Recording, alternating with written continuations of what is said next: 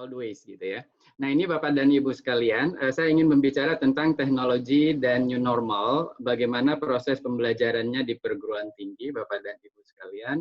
Tadi Pak Halim sudah menyampaikan beberapa data, ini juga saya melakukan survei Bapak Ibu sekalian, ternyata tingkat intensitas, ini tidak dosen ya, tapi guru ya, dari 1.720 guru, ternyata tingkat intensitas guru dalam menggunakan aplikasi Office, sosial media, dan lain sebagainya ini cukup meningkat.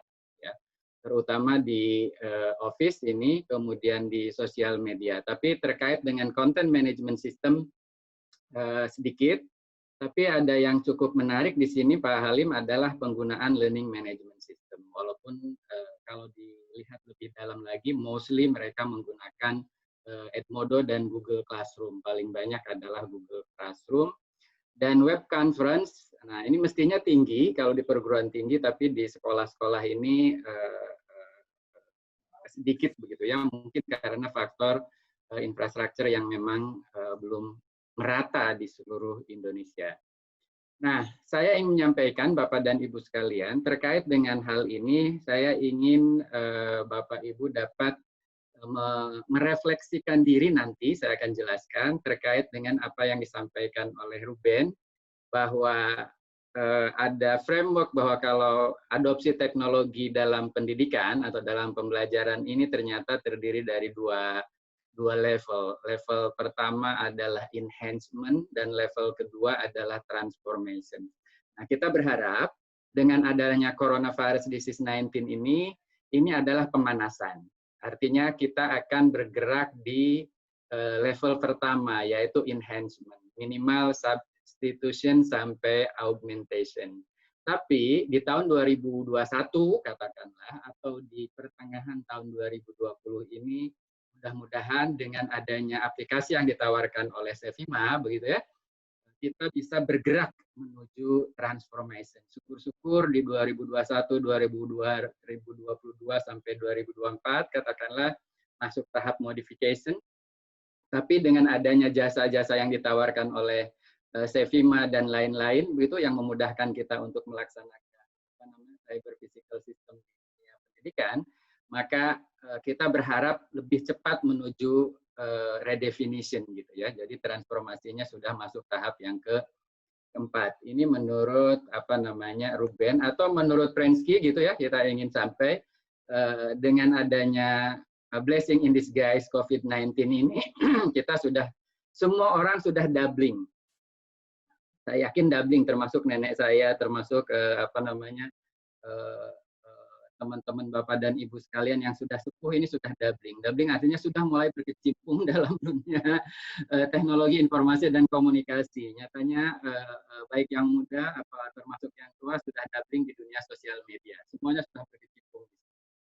Namun sayangnya Bapak dan Ibu sekalian, di perguruan tinggi pun misalnya kita masih tahap doing all things in all ways gitu ya. Jadi masih paruh-paruh tahap augmentation kalau menurut Ruben gitu ya, belum masuk tahap doing all things in new ways, atau syukur-syukur masuk ke doing new things in new ways.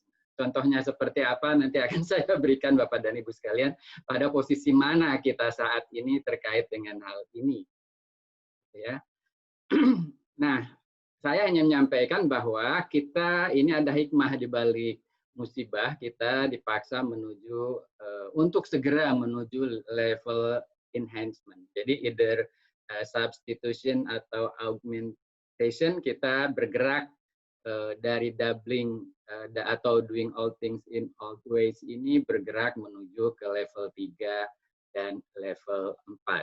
Nah, saya ingin menunjukkan Bapak Ibu ilustrasinya seperti ini. Mudah-mudahan saya bisa menggunakan whiteboard ini. Biasanya sih bisa gitu ya. Oke. Nah, Bapak dan Ibu sekalian, saya ingin menyampaikan bahwa ada learning setting atau setting belajar itu ini adalah hukum alam atau sunatullah dilihat dari sisi ruang dan waktu. Nah, saya di jurnal saya sudah menghasilkan satu framework Bapak Ibu sekalian disebut dengan Quadrant of Blended Learning Setting. Saya gambarkan seperti ini Bapak Ibu, bahwa setting belajar itu terdiri dari dua. Yang pertama adalah synchronous learning. Ya, saya gambarkan dengan S. Kemudian yang kedua adalah asynchronous learning. Sementara yang synchronous learning ini terikat oleh waktu, dan yang asynchronous learning ini tidak terikat oleh waktu. Ini prinsipnya adalah seperti itu. Sehingga masing-masing saya bagi dua, Bapak dan Ibu sekalian. Yang synchronous ini saya bagi yang pertama adalah terikat oleh waktu dan juga terikat oleh ruang. Nah, ini yang disebut dengan tatap muka. Nah, ini selama coronavirus disease 19 ini tidak berjalan. Artinya karena kita harus dipaksa untuk physical distancing, maka lockdown gitu tulisannya. Jadi mohon maaf gitu ya, tatap muka ditutup sampai waktu yang belum ditentukan. Nah, kemudian yang kedua, ini terikat oleh waktu, Bapak dan Ibu sekalian, tapi tidak terikat oleh ruang. Nah, ini yang disebut dengan tatap maya, gitu ya. Tatap maya, Bapak dan Ibu sekalian. Tatap maya ini yang dikenal dengan istilah virtual synchronous learning. Nah, saya namakan itu VSL, gitu ya. Jadi virtual synchronous learning, sementara yang ini adalah live synchronous learning atau LS. Nah, ini saya sebut dengan ruang belajar 1, Bapak dan Ibu sekalian. Yang ini adalah ruang belajar 2. Ya. Nah, sementara yang asynchronous learning ini menyisakan ruang belajar lagi. Yang ini Bapak dan Ibu sekalian, dia bisa belajar kapan saja, di mana saja sendirian, begitu ya, dengan melihat video gitu ya, atau slide presentasi atau dan lain sebagainya, disebut dengan mandiri. Atau Pak Halim tadi menyebut dengan self-paced learning. Jadi belajar self-paced learning di sini. Jadi belajar kapan saja dan di mana saja tanpa ada orang lain. Sendirian. Nah, sementara yang satu lagi di sini saya sebut dengan kolaboratif. Saya kasih nama C gitu ya. Jadi saya sebut kalau di jurnal saya sebutnya dengan CSL.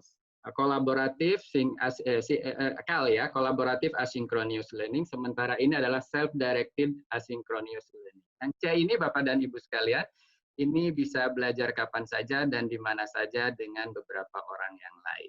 Nah, ya. Bapak dan Ibu sekalian, dalam konteks sekarang ini Sevima mungkin akan menyiapkan beberapa teknologi atau aplikasi yang memungkinkan kita untuk melaksanakan proses pembelajaran di ruang 2, ruang 3, saya kasih ini ruang 3, dan ini adalah ruang 4, gitu ya.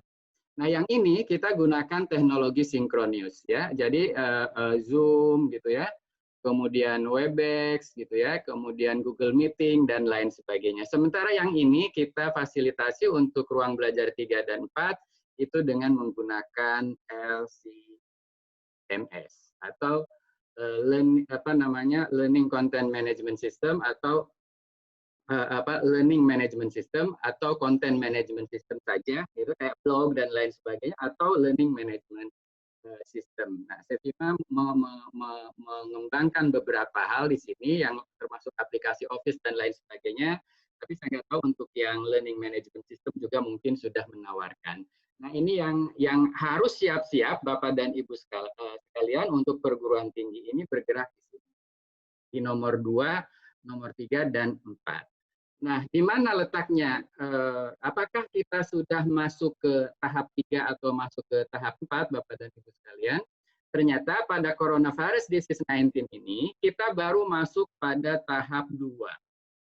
Doing all things with always. Contohnya apa, Bapak Ibu sekalian? Tatap muka, yang ini Bapak Ibu, tatap muka yang ini, TM, digantikan oleh tatap maya. Tapi ketika tatap maya, caranya sama saja seperti dosen menyampaikan materi di sini. Nah, itu namanya, tapi kita sudah bersyukur, ini sudah gerak dari dabbling menuju doing always, gitu ya, walaupun dengan doing all things, walaupun dengan cara always, gitu ya, dengan cara yang lama. Nah, ini ke depan kita ingin bergerak, gitu. Kalau di sini tatap maya, saya hapus dulu ya, Bapak Ibu, yang ini. Saya clear dulu. Oke. Nah, saya gambarkan di sini Bapak Ibu sekalian sekali lagi. Nah, supaya bisa bergerak ke sini Bapak Ibu sekalian, maka tidak lagi dosen menjadi center untuk yang di ruang belajar 2 ini Bapak Ibu.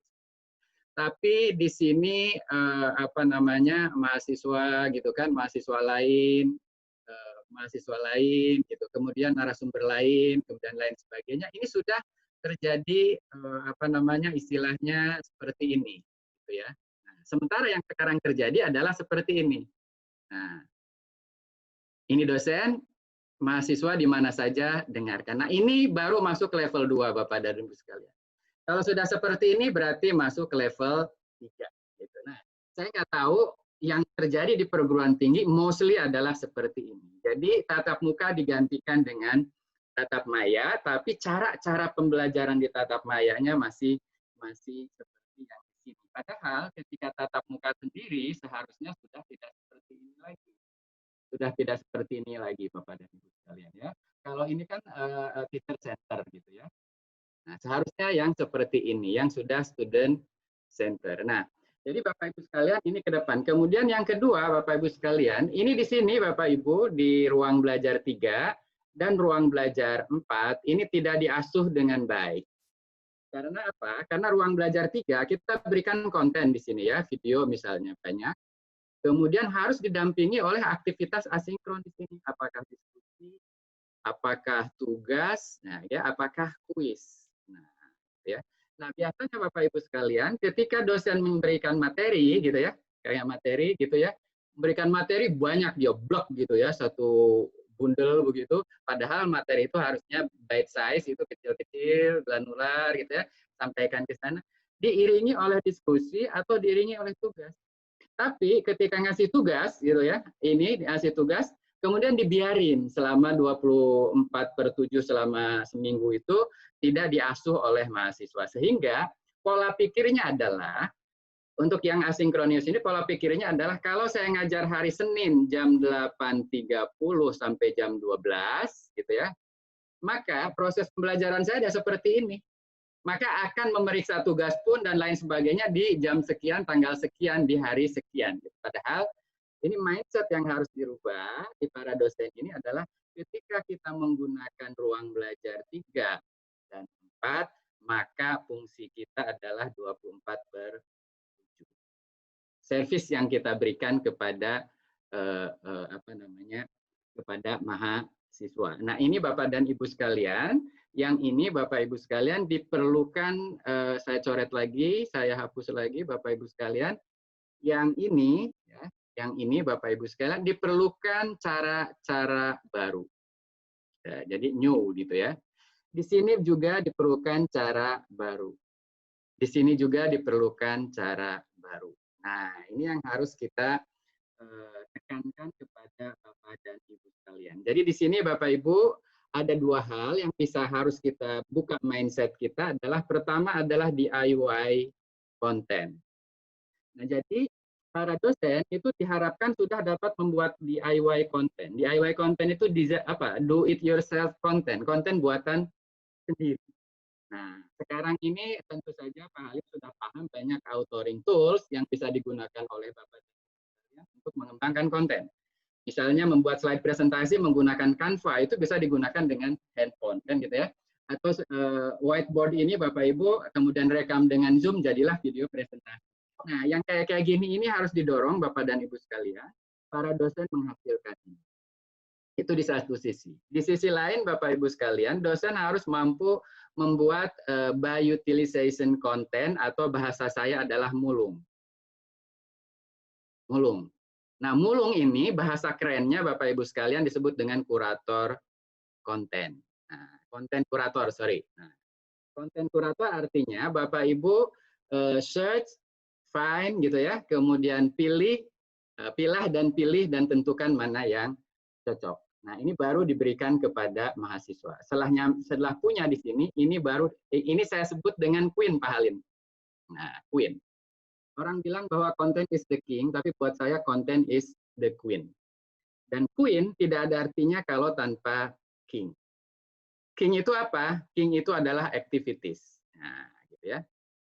Activitiesnya ini bisa diskusi, bisa tugas, bisa kuis, bisa peer review, bisa publish gitu ya, publish kemudian dikomentari dan lain sebagainya. Nah, ini semua Bapak dan Ibu sekalian di ruang 2, di ruang 3 dan di ruang 4 ini membutuhkan cara-cara yang dilakukan secara individual oleh dosen maupun secara kolektif oleh satu institusi pendidikan. Nah, gitu ya Bapak dan Ibu sekalian. Ini tantangan ke depan Bapak dan Ibu sekalian, sehingga saya ingin balik lagi ke yang ini Bapak dan Ibu, saya share lagi yang ini, sehingga Bapak dan Ibu sekalian, tantangan kita ke depan adalah seperti ini. Ya. Nah, tantangan ke depan seperti ini, Bapak dan Ibu sekalian, ini Pak Halim, saya ingin menyampaikan apa yang disampaikan oleh Michael Allen, William Horton, dan ahli-ahli e-learning lain sebagainya, bahwa e-learning saat ini adalah masih vendor driven, ketimbang pedagogic driven. Jadi pedagogic driven itu yang kurang, gitu. Sehingga nanti Bapak Ibu sekalian yang disampaikan oleh Pak Halim itu kita bicara teknologi belajar banyak, gitu ya. Nah, yang saya sebutkan tadi di ruang 2, 3, dan 4 itu harus seperti apa. Tapi masalahnya adalah di ruang 3 dan 4 itu harus menganut apa istilahnya pedagogic model atau model pembelajaran seperti apa dan instructional strategies yang tepat untuk melaksanakan itu, sehingga Bapak dan Ibu sekalian kita bisa bergerak nih dari yang substitution gitu ya, yang tadi, yang doubling atau yang menggunakan teknologi sebagai pengganti tanpa ada perubahan fungsi begitu, menuju pada modifikasi dan redefinisi. Nah, yang saya jelaskan tadi Bapak Ibu sekalian, ketika tatap maya, tapi tatap maya menyampaikan materi saja, berarti baru masuk pada augmentation. Tapi ketika tatap maya Bapak Ibu gunakan untuk student center learning, misalnya mahasiswa melakukan mendemonstrasikan hasil yang telah dilakukan melalui tahap ruang belajar 3 dan 4 tadi, baru diakhiri dengan demonstrasi, di situ saling saling menunjukkan hasilnya dan ada peer evaluation, maka itu sudah masuk pada level yang ketiga. Contoh yang level yang keempat adalah Ibu Rektor, Bu Kris misalnya mengajar di institusi bisnis, kemudian diikuti oleh mahasiswa lain dari perguruan tinggi lain untuk mata kuliah yang sama, gitu. Nah, itu namanya visiting lecturers. Jadi perguruan tinggi lain menggunakan ini, atau suatu ketika Ibu Rektor misalnya mengundang saya untuk masuk dalam mata kuliahnya dia, tapi saya tidak datang di sana. Nah, mengisi. Nah, itu disebut dengan tatap maya, tapi digunakan untuk level yang keempat. Ini salah satu contoh ya Bapak Ibu sekalian. Sehingga yang namanya visiting professor, visiting lecturers, dan lain sebagainya itu kita bisa lakukan dengan tatap maya. Tapi tantangan yang lebih berat adalah bagaimana memfasilitasi pembelajaran asinkronus tadi, yaitu ruang belajar 3 dan ruang belajar 4. Nah, ketika pada ruang belajar 3 dan ruang belajar 4 itu dianggap bahwa tidak ada kehadiran di situ orang awam. Nah, kan masuk ke LMS katanya gitu ya. Atau tanpa menggunakan LMS lah, menggunakan sosial media. Misalnya dosen mencari materi dari internet, mulung tadi ya, atau scavenger hunter gitu ya, mencari materi dari internet. Kemudian dia dapat beberapa video kecil-kecil gitu, nah dapat 2, kemudian kirimkan kepada mahasiswa lewat sosial media. Nah, setelah itu harus didampingi oleh King Learning Activity untuk membuktikan bahwa dia mempelajari itu seperti apa. Bisa pilih di antara 3 tadi, apakah diskusi, apakah tugas, apakah kuis.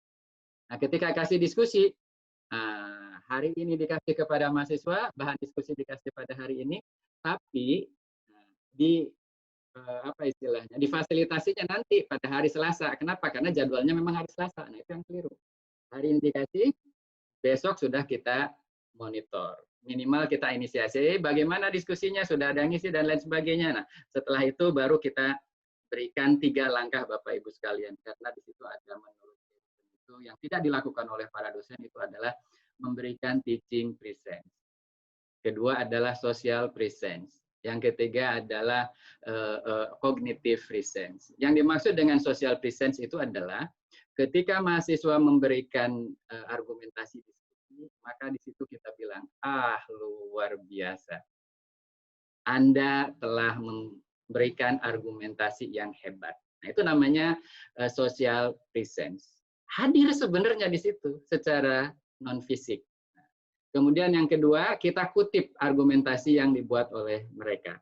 Nah, ketika kita mengutip argumentasi yang dibuat oleh mereka, maka kita memfasilitasi cognitive presence-nya mereka. Nah, kemudian setelah kita berikan cognitive presence, baru kita berikan scaffolding, arahan, clue, atau mengaitkan dengan hal yang baru, itu yang disebut dengan teaching presence. Nah, ini yang tidak dilakukan oleh para dosen. Setelah ngasih tugas, ya udah tinggalin, nanti pada jam itu baru diperiksa dan kasih nilai. Nah, kalau itu terjadi yang seperti itu, maka masih pada tahap substitution, atau dikatakan augmentation yang kedua pun enggak menurut saya, karena tidak terjadi interaksi pembelajaran di situ, tidak ada proses formative learning gitu ya, kan langsung summative, langsung dinilai kemudian balik lagi ke mereka. Nah, konsekuensinya memang ketika kita melakukan asynchronous learning, Bapak dan Ibu sekalian, ini mindset para dosen harus berubah, bahwa pada saat itu bahwa yang namanya belajar bukan hanya terjadi seperti pada belajar tatap muka, tapi harus kita fasilitasi 7 hari per minggu, 24 jam per hari, atau 24/7. Pengalaman saya, Bapak Ibu sekalian, ngajar 80 orang mahasiswa beberapa kelas, ternyata saya hanya butuh 30 menit sehari untuk memfasilitasi diskusi atau tugas atau argumentasi yang diberikan oleh mereka. Lebih banyak waktu kita gunakan untuk update status, gitu ya, baca WA grup yang nggak jelas, dan lain sebagainya. Sebenarnya mudah, Bapak Ibu sekalian, kalau kita bisa memahami hal ini. Gitu ya. Nah, oleh karena itu, Bapak Ibu sekalian, ini untuk kita di perguruan tinggi, langkahnya itu saya menyebutnya ada 5 langkah.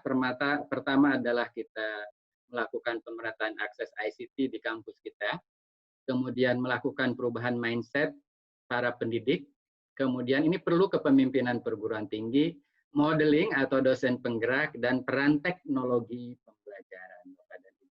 Artinya pastinya ya WiFi ada di mana-mana, kemudian mudah mereka untuk memperoleh itu dan lain sebagainya. Kalau dari sisi pemerintah, mungkin saya sih berharap ke depan gitu ya, Indonesia kan paling mahal internet nih di Asia Tenggara ya, mudah-mudahan sudah mirip Vietnam gitu ya, murah, atau